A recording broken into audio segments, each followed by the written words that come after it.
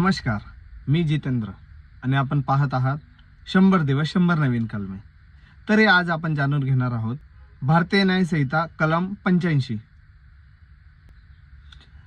कलम 85 म्हणजे एखाद्या विवाहित स्त्रीचा लग्न झाल्यानंतर तिचे पती किंवा सासरकडच्या नातेवाईकांकडून कुठल्याही प्रकारे छळ होत असेल आणि त्या छळाला कंटाळून त्या विवाहित स्त्रीने जर आत्महत्येसाठी प्रयत्न केला असेल तर या कलम अंतर्गत हा गुन्हा दाखल होत असतो।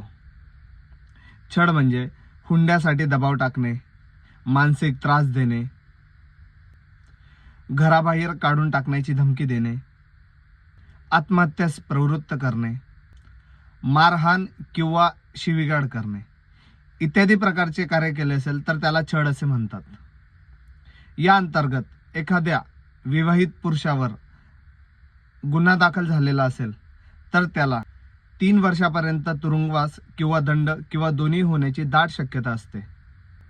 तरी लग्न झाल्यानंतर विवाहित स्त्रीला त्रास देणे हे कायद्याने गुन्हा आहे।